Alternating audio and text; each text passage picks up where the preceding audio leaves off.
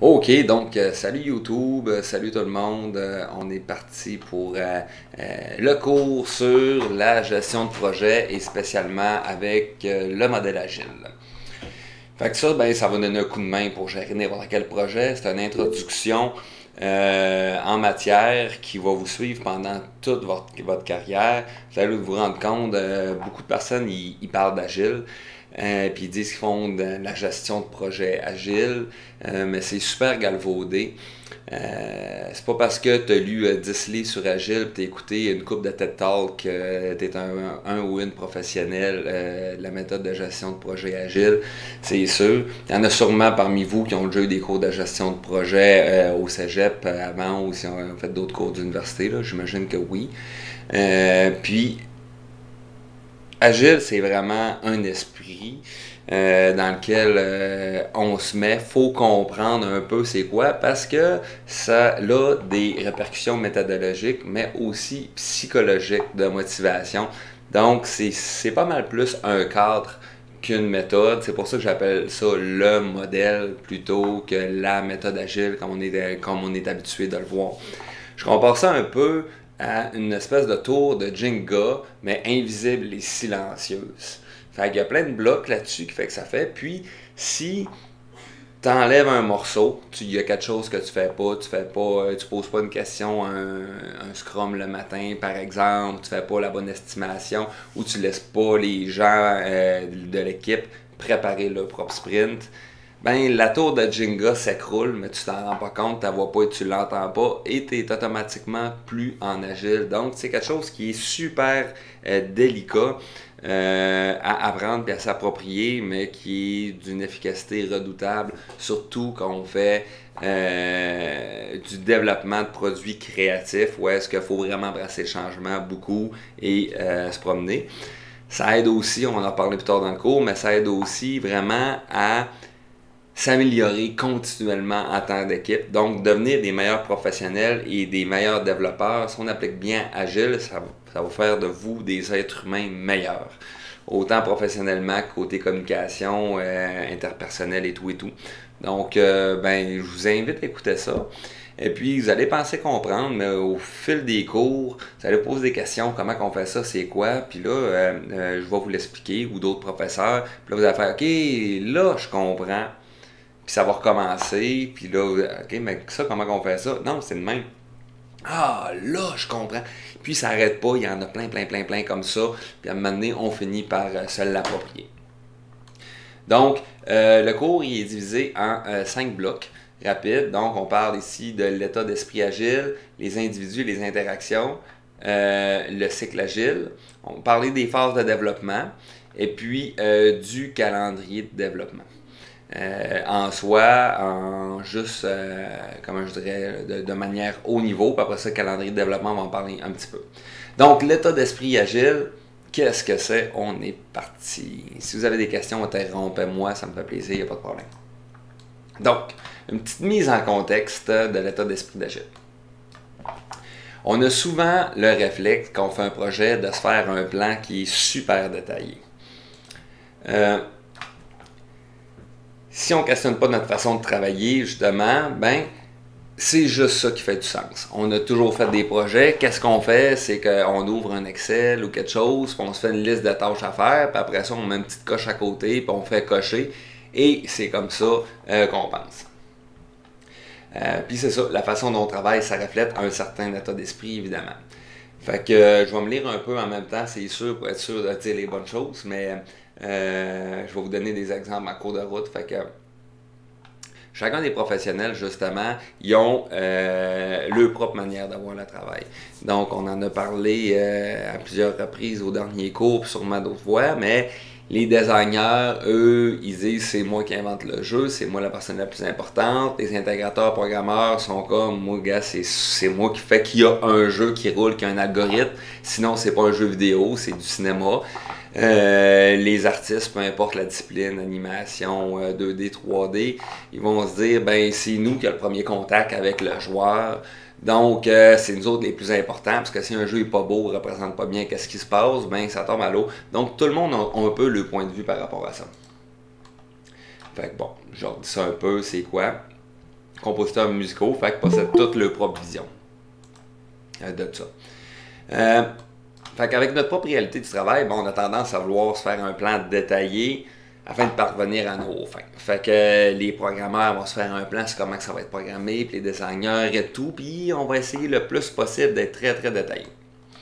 Fait que le but, c'est souvent de prévoir d'avance pour éviter de gaspiller du travail puis devoir recommencer. On veut savoir où c'est qu'on s'en va. Fait que ça, c'est un réflexe normal que tous les êtres humains ont. Par contre, comme je le dis ici, la réalité, c'est que l'objectif final n'est pas toujours clair. Fait que se faire un plan détaillé quand on ne sait pas où est-ce qu'on s'en va, des fois c'est difficile, particulièrement quand on fait un produit créatif justement comme un jeu vidéo. Fait que si l'objectif n'est pas clair, le travail à faire, il ne sera pas plus non plus. T'sais. Fait que souvent, ça va être plus efficace, surtout en début de projet, d'avoir des personnes, des généralistes, des gens qui savent un peu qu'est-ce que les autres font. Ça ne veut pas dire qu'il faut être aussi bon programmeur que designer qu'artiste, mais au moins qu'est-ce que ça implique, ces métiers-là, évidemment. C'est pas toujours le cas, on est capable, mais oui, il y a ça. Fait que comme je l'écris ici, plutôt que d'avoir des spécialistes qui connaissent juste une sphère de travail, mais c'est mieux d'avoir des professionnels qui connaissent un peu toutes les sphères de travail impliquées dans un projet, surtout au début. Puis ça tombe aussi sous le sens que si l'objectif n'est pas clair, on devrait peut-être se concentrer sur la planification à court terme. Au moins à court terme, qu'est-ce qu'il faut faire de manière plus détaillée pour savoir qu'est-ce qu'il faut faire à long terme par la suite. Donc, on est toujours dans l'état d'esprit agile. Fait que le manifeste agile, c'est quoi? Fait qu'on va faire un petit peu d'histoire ici. Donc, le manifeste, c'est quelque chose qui a été fait en février 2001. C'est 17 gars, c'est encore l'époque des Boys Club. Ils étaient dans une station de ski en Utah. Et puis, ils travaillaient tous dans le génie logiciel ou les TI. Fait que c'était vraiment pour des programmations. Puis, ils voulaient trouver une meilleure manière de gérer les projets que la gestion de projets plus traditionnelle qu'on appelle en chute ou en cascade ou waterfall en anglais. Pour les problèmes qu'on a mentionnés là, juste avant, que se faire des plans trop détaillés, ça ne marche pas, on est moins souple au changement et puis on perd énormément de temps pour des choses qui vont changer plus tard. Fait qu'ils ont commencé par développer des valeurs autour de ça. Donc, les valeurs sont celles-ci. Dans le manifeste agile, ils disent « Les individus et leurs interactions sont plus importantes que les processus et les outils. » Ça ne veut pas dire que ça ne prend pas de processus et d'outils, mais c'est plus important. Ensuite de ça, on a mieux des logiciels opérationnels ou dans notre cas, des jeux fonctionnels plutôt qu'une documentation exhaustive. Fait que, le gros GDD, le gros Game Design Document, là, la brique ontologique, c'est moins bon selon eux qu'avoir plusieurs prototypes fonctionnels pour démontrer c'est quoi le projet. Ensuite de ça, ils parlent de la collaboration avec le client plus importante que la négociation contractuelle. Dans notre cas, le client, ça va être le directeur de projet, ou en anglais on dit PO, Project Owner, qui est soit souvent un producteur ou un directeur créatif. Sinon, ça peut être directement l'exécutif, admettons les patrons d'Ubisoft, ça. Ou ça peut être un client, un de mes bons amis qui travaillait chez Electronic Arts, qui faisait un jeu pour les Simpsons. Donc, le client était Degrassi, la compagnie qui possède la propriété intellectuelle des Simpsons, qui va le faire. Donc, de collaborer avec eux souvent, plutôt que on se fait un gros contrat avec un devis, c'est ça, puis go, on se parle plus, c'est plus important.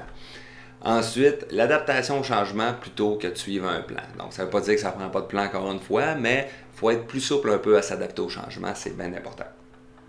Donc ça, c'est le manifeste. Fait une équipe agile, ça doit voir les valeurs comme un guide sur comment travailler. Fait que c'est un esprit en général. Là, on n'a pas de choses encore précises, mais il faut quand même se mettre ça en tête, c'est ça qu'on cherche.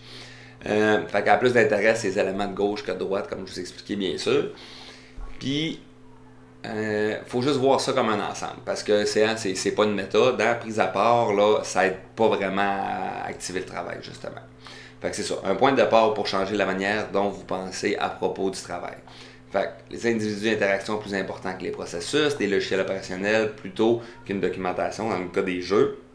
Collaboration tout le temps avec le client, la personne qui nous donne du travail, plutôt qu'un contrat à suivre, et puis s'adapter au changement plutôt que de suivre un gros plan. J'ai une question. Oui, absolument, vas-y, Quand Philippe. tu dis les intérêts, plus d'intérêts d'éléments de gauche que ceux de droite, tu veux dire de gauche et droite politique? Non, absolument pas, c'est moi j'ai un dessin, si tu me suis, là. Ah, ok, le dessin de gauche à droite, ok, je Ouais, comprends. les éléments de gauche, c'est les quatre là, plutôt que ceux-là de droite. Ok. C'est vraiment ça. Donc, comme ça. Fait que, selon ces valeurs-là, dans le manifeste agile, ils ont développé 12 grands principes. Donc, on va les regarder ensemble, là, rapidement. Fait qu'on tombe déjà un petit peu plus en détail. Donc, premièrement, et là, je vais les lire parce que c'est une traduction française mot pour mot de ce qu'ils ont écrit en anglais. Notre plus haute priorité est de satisfaire le client en livrant rapidement et régulièrement des fonctionnalités à grande valeur ajoutée. Fait qu'on part pas 3 mois de temps, puis maintenant on en revient, hey, ça ressemblera à ça le jeu. Non. Tu sais, rapidement, il y a un prototype, quelque chose de testable et vérifiable. C'est plus ben même, il faut le dire, que le mot prototype, on veut le voir. Fait qu'il faut avoir la manette dans les mains, puis souvent, ben, du côté des artistes, on va se dire, ouais, mais là, moi, c'est des dessins, là, c'est pas testable et vérifiable. Oui, va placer tes créations dans ce qu'on appelle un gym de art, d'art. Donc, c'est une scène dans un engin de jeu vidéo dans lequel si on fait des arbres, des papillons, puis peu importe, des structures, on les met toutes à l'intérieur de cette scène-là, puis on peut naviguer en 3D à l'intérieur juste pour voir la cohérence entre eux-là. Fait que ça s'applique à n'importe quoi. Ensuite de ça, deuxième, accueillir positivement les changements de besoin, même tard dans le projet. Les processus agiles exploitent le changement pour donner un avantage compétitif aux clients. Donc, être tout le temps prêt à changer, ça veut dire que si on s'est peinturé d'un coin, on a fait un trop gros plan détaillé, ça ne fonctionnera pas. Numéro 3. Livrer fréquemment un logiciel opérationnel avec des cycles de quelques semaines à quelques mois et une préférence pour les plus courts. Donc, toujours avoir en bon français un build jouable et le plus souvent possible. Puis à un temps plus court. Fait que aux 2 semaines, aux 3 semaines, aux 4 semaines, mais souvent, fréquemment, tout le temps quelque chose de prêt à tester dans la mesure du possible. Les utilisateurs ou leurs représentants et les développeurs doivent travailler ensemble quotidiennement tout au long du projet. Donc, ceux pour qui on est en train de développer le produit, faut pas nécessairement notre client, mais c'est les utilisateurs finaux, ben être là. Ça veut dire, idéalement, faire beaucoup de focus group par rapport à notre jeu. Faire venir des gens de l'extérieur, puis voir comment qu'eux interagissent avec le produit qu'on est en train de développer pour s'assurer qu'on est bien aligné plutôt que le faire tester une fois que tout est fini ou trop tard dans le projet quand il est trop tard pour faire des changements.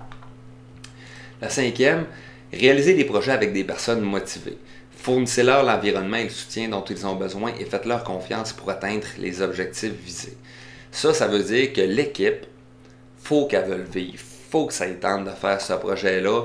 Donc, faut qu'il y ait tout sur eux autres, un environnement confortable, une bonne communication, des bons outils à travailler tout le temps. Puis, faut qu'elle soit autonome. Quand on dit faites-leur confiance pour atteindre les objectifs visés, c'est que là, il n'y a pas le boss qui est en haut qui dit fais ça, fais ça, fais ça. Non. Ça, c'est l'objectif. Puis l'équipe d'elle-même embrasse cet objectif-là, puis elle trouve les moyens pour y atteindre. Donc, ça va se répéter d'un point ultérieur. Sixièmement, la méthode la plus simple, la plus efficace pour transmettre de l'information à l'équipe de développement et à l'intérieur de celle-ci, c'est le dialogue en face à face. Fait que d'où pourquoi, faute de mieux, vos caméras, c'est très très pratique. Fait que quand on se parle, deux êtres humains, c'est comme ça qu'on communique, on lit beaucoup de non-verbal. Apparemment que les enfants de naissance comprennent le non-verbal dès qu'ils sont capables de voir, mais que le langage serait une invention de l'être humain et qu'on s'approprie de génération en génération, donc c'est normal. Il y a quelque chose de face à face qui est mieux. Sinon, justement, c'est la vidéoconférence. Sinon, c'est le téléphone, juste la voix. Sinon, c'est le texte dans cet ordre-là. Mais bref, ça fait partie du manifeste agile, c'est un principe. Un logiciel opérationnel est la principale mesure d'avancement. Ça veut dire qu'on ne dit pas, bon, cette fonctionnalité-là est rendue à 70, 80% de fait. Non, c'est pas ça, c'est un du fait. Puis quand il est fait, c'est là qu'on sait, c'est notre avancement, on est rendu dans le développement de notre produit. Le point 8, les processus agiles encouragent un rythme de développement soutenable. Qu'est-ce qu'on veut dire par là? C'est pas on a trop de travail à faire, là, c'est pas soutenable. Soutenable ou soutenu, ça veut dire que on est toujours capable de développer sans qu'on tombe dans des creux qui se passe plus rien, justement. Fait que des petits piles, on va en parler un petit peu plus tard. On est encore dans les principes, évidemment. C'est un peu abstrait tout ça. Mais on va y revenir. Le point 9, une attention continue à l'excellence technique et à une bonne conception renforce l'agilité. Donc ça, c'est qu'on s'arrange pour faire de la qualité le plus possible tout le temps. Si on essaie d'être les mieux possible, puis on essaie de réduire les temps d'itération, puis créer les meilleurs résultats, que ce soit pour des artistes, des programmeurs interrogateurs, des niveaux, peu importe la narration. Si on fait bien les choses au maximum, c'est comme ça qu'on est capable de réduire nos temps d'itération, de devenir meilleur, de trouver des nouveaux processus de développement. Si on fait tout le temps juste botcher, ben c'est dur d'avoir une estimation fiable, d'être capable de se projeter et de devenir meilleur, bref. Dixièmement, la simplicité, c'est-à-dire l'art de minimiser la quantité de travail inutile, est essentielle. Donc, on va pas trop loin se promener, on circonscrit les choses, c'est ça qu'on fait, puis on fera plusieurs petites choses plutôt qu'avoir de quoi de complexe. On a presque fini dans la grosse théorie. 11. Les meilleures architectures, spécifications et conceptions émergent d'équipes auto-organisées. Donc, on en parlait un peu tantôt dans le point 9, et puis ici, de responsabiliser les personnes. Donc, les équipes auto-organisées, dans le fond, c'est l'équipe elle-même qui s'arrange pour trouver les meilleurs processus de développement. Et puis, c'est ça qui va donner les meilleurs produits parce que c'est les personnes les plus concernées qui réfléchissent le plus de temps à ces choses-là. Donc, il faut les laisser s'auto-organiser plutôt qu'il y ait une structure hiérarchique qui dit quoi faire. Et pour terminer, à intervalles réguliers, l'équipe réfléchit aux moyens de devenir plus efficace. Fait que l'équipe elle-même, OK, qu'est-ce qu'on aurait pu faire de mieux? Qu'est-ce qui a moins bien été? Comment on peut éviter ça? Etc. Autant individuellement qu'en équipe, en groupe, de réfléchir à ça. Fait que c'est vraiment comme ça. C'est pas juste que le boss ait payé un séminaire sur la performance au travail 2 fois par année qui va y rendre meilleur. C'est elles-mêmes les équipes qui essayent de faire ça. Donc, ceci sont les principes agiles, ici, avec les valeurs qu'on a vues justement là. Donc, c'est ça un peu qui donne l'état d'esprit agile à la base. Après ça, on va l'appliquer tantôt dans le cycle agile, mais c'était pour vous donner ça. Là, ça fait quasiment 1 heure. Fait qu'avant de rentrer dans les individus et les interactions, on va prendre une petite pause. Mais je vais quand même vous donner un peu un aperçu, les individus et les interactions, étant donné qu'on parle d'individus et d'interactions. C'est avec eux qu'on travaille, ben on va en parler un petit peu avant pour savoir comment travailler avec des humains, bref, pour appliquer la méthode agile. Fait que on donne une petite pause, il était 56, fait que jusqu'à quart, puis après ça on reprend ça ensemble. Ça va tout le monde? Parfait. Cool, attendez. Yep. Ouais. Merci. Louis-Félix?